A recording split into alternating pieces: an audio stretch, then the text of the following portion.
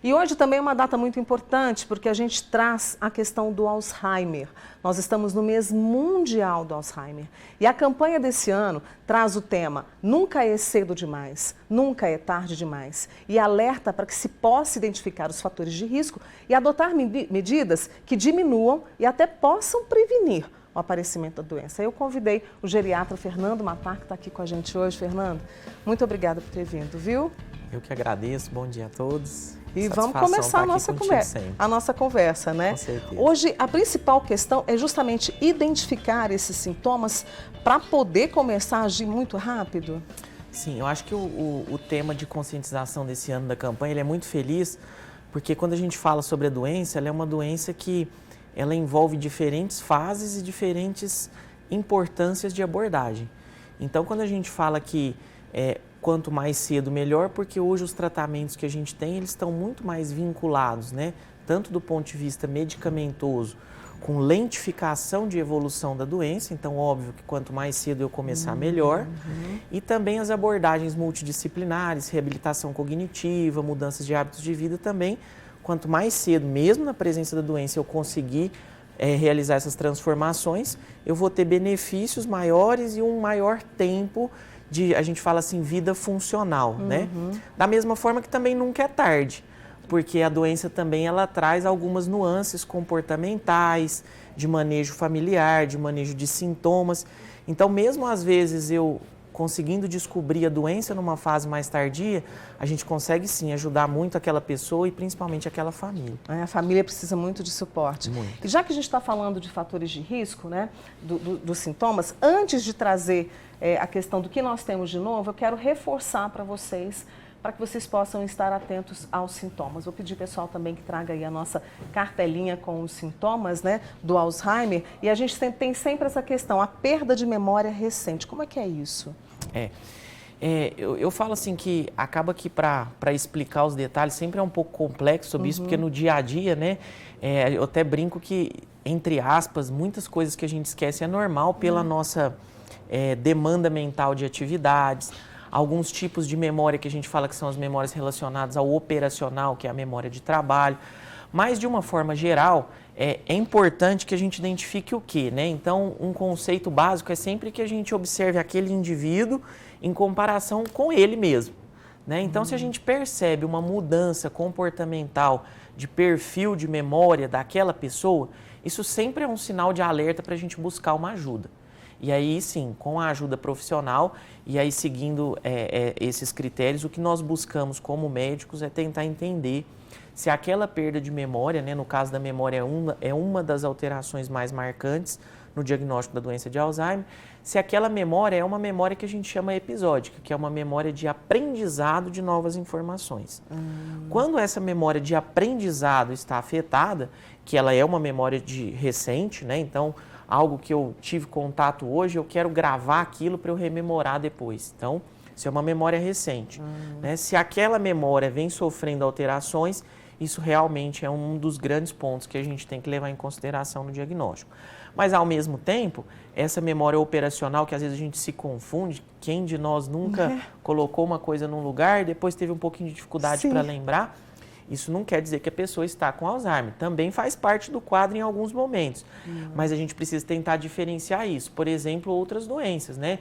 Os transtornos de humor, algumas deficiências de vitamina, sobrecarga mental, podem comprometer essas memórias recentes também, que são um pouquinho diferentes. Por isso que tem que ter esse alerta e essa orientação de como investigar. Vamos trazer mais dos sintomas aqui. A gente está conversando com o Dr. Fernando Matar, que é geriatra, né? A gente tem perda de noção de espaço e tempo, dificuldades na fala e falhas na visão e essa mudança de humor, personalidade ou de comportamento. Eu conheço algumas pessoas que estão muito que passam por uma agressividade, né? Sim. Quando a gente fala da nossa mente, é comum que todo mundo fale da memória. Mas a mente é mais ampla do que isso, com certeza, né? E o termo técnico que a gente usa é cognição. Trazendo para o nosso dia a dia. O que é isso? Eu não olho só a memória, eu olho como que está a capacidade daquele indivíduo de se orientar no tempo e no espaço, como que está a capacidade dele de entender e de se comunicar, que é a linguagem, como que está o funcionamento mental de uma maneira geral, que é a função executiva, e também depois vou olhar essa questão comportamental. Então, quando eu vou buscar o diagnóstico da doença, que envolve esses critérios clínicos, qual que é o espectro de alterações, né? Ou qual é o conjunto de alterações que eu tenho de sintomas? Então, eu tenho perdas na memória, isso nas fases iniciais, que é onde eu quero buscar o diagnóstico. Nessa memória episódica, alguma dificuldade na orientação do tempo, então começo a precisar mais de auxílio de informações para saber o dia do mês, o dia da semana, né? E dificuldades, às vezes, na linguagem, nomeações. Então, por isso que esses critérios sempre chamam a atenção e a gente tenta avaliar eles no conjunto. As alterações comportamentais, elas acontecem, só que geralmente vem um pouquinho mais à frente. O Alzheimer, ele não tem essa característica de, talvez, como primeira manifestação, a gente já ter mudanças comportamentais e de personalidade. Tem uma amiga nossa de patrocínio, ela está acompanhando aqui, olha, ela pergunta, tem algum exame de imagem que pode ser feito para saber se tem o Alzheimer? Sim, na verdade, não para saber se tem, mas hoje a gente fala que o diagnóstico, né, ele tem sido muito debatido. Inclusive, a gente teve este ano agora a maior conferência que se existe no mundo, né, de diagnóstico dos critérios da doença de Alzheimer. E, inclusive, eles propuseram lá, né, uma mudança dos critérios para a gente passar a ter critérios mais objetivos relacionados à imagem e a biomarcadores, que são dosagens de algumas substâncias no líquor, no sangue e até mesmo em exames de ressonância que a gente consegue marcar isso. Para a nossa realidade Brasil, ainda é algo inacessível para quase todos nós, né? Mas essas ferramentas hoje, elas já têm um papel também no país, no nosso dia a dia de consultório, no nosso dia a dia, que é um papel de agregar. Então, eu pego aquele paciente que tem a história clínica e acrescento ferramentas, e aí sim, hoje o que a gente mais usa na nossa realidade é a imagem cerebral, no caso a ressonância traz mais informações. Vou olhar como é que estão as áreas da memória daquele paciente, se tem uma atrofia mais esperada do que a própria idade dele, e a gente tem algumas escalas para isso, ou até mesmo testes funcionais, que são exames de imagem, que mesmo ainda sem o cérebro ter diminuído, ele consegue medir se a função daquele local já está prejudicada. E aí, como se diz, a gente junta uma ferramenta com a clínica, com a história do paciente, e tudo isso leva para um diagnóstico. Prevenção é possível? Porque daqui até 2030, me corrija, teremos um salto no grau de envelhecimento e no aumento, né, da doença. Sem dúvida, eu acho que assim, 2 pontos importantíssimos que você tocou. Um é o aumento dos casos, né? Isso acontece no mundo todo, mas em especial nos países menos desenvolvidos e com maior número populacional, essa curva ela está numa ascensão desproporcional às políticas públicas e à condição do país de cuidar de tudo isso. Então, se a gente for deixar correr atrás somente depois do diagnóstico para tratamento, nós vamos ter uma desassistência em todos os aspectos muito grande no nosso país. E aí, fazendo o link com a prevenção, então, que a gente tem que investir em prevenção. Hoje a gente tem dados para isso, gente, acreditem, quase 50% dos casos de Alzheimer podem ser prevenidos. Isso é significativo. Muito. E como que a gente previne? É multifatorial. É multifatorial. A doença, ela envolve várias, a gente fala fisiopatologias, que são mecanismos, né, proteínas que se depositam, mas também componentes inflamatórios cerebrais. Então, os estudos ao longo do tempo foram mostrando, né, buscando fatores que poderiam influenciar na evolução dessa doença. O que a gente já sabe hoje?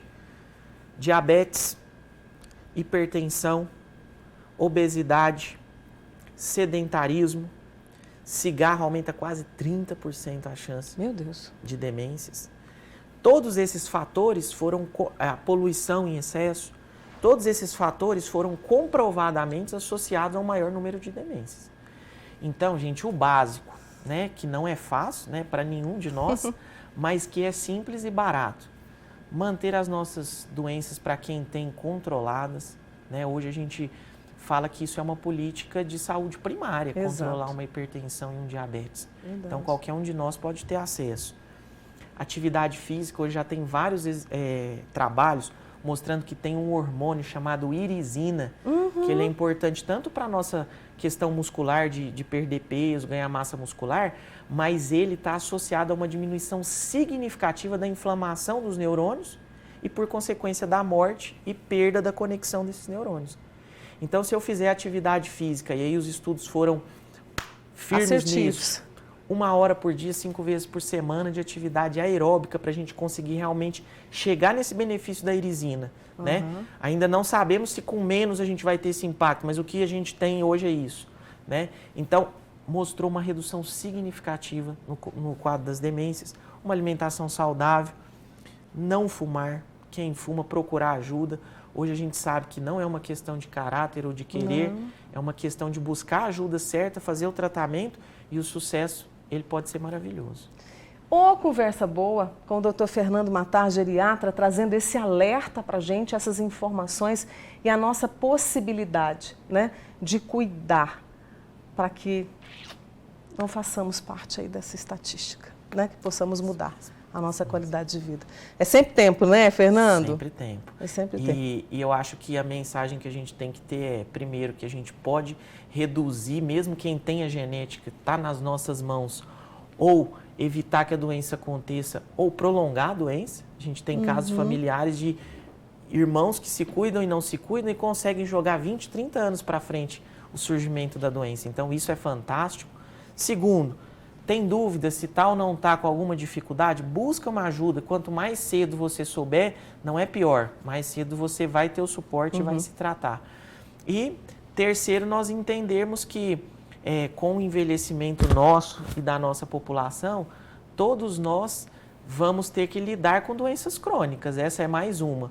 Então, dentro do estigma e do preconceito, se a gente entender que faz parte da evolução da nossa humanidade hoje, buscarmos correr atrás e termos o tratamento e o apoio adequado, é mais fácil para quem tem a doença e principalmente para a família que vive a doença diretamente e vai poder ter momentos assim de muito mais suavidade. Suavidade, né? Obrigada, Fernando. Imagina, espero você aqui outras vezes, tá? Tem uma conversa leve. Bom demais. Viu? Beijão. Obrigada. Fernando Matar, geriatra, com a gente aqui hoje, né? Quer rever a entrevista dele, compartilhar com seus amigos, com a sua família? Vai lá no nosso canal do YouTube, viu? Vai ter o vídeo depois separadinho e você pode compartilhar essa entrevista maravilhosa com o Dr. Fernando. Obrigada. Viu? Já plantou a árvore? Eu já plantei uma vez. Plantou uma vez? Uma vez. Aí, ó, então somos dois aqui.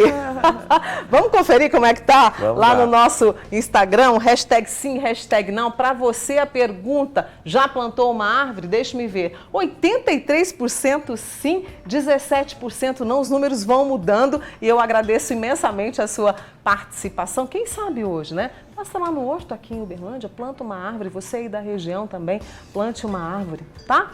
Pra gente ter um mundo melhor também, né? Isso interfere diretamente, tá? Sim. Inclusive, a Luan tá até...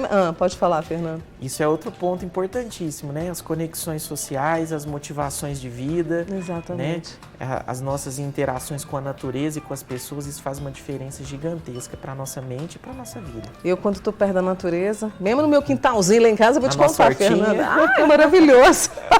Obrigada, um beijo para você e para a família. Obrigado, viu? Obrigado.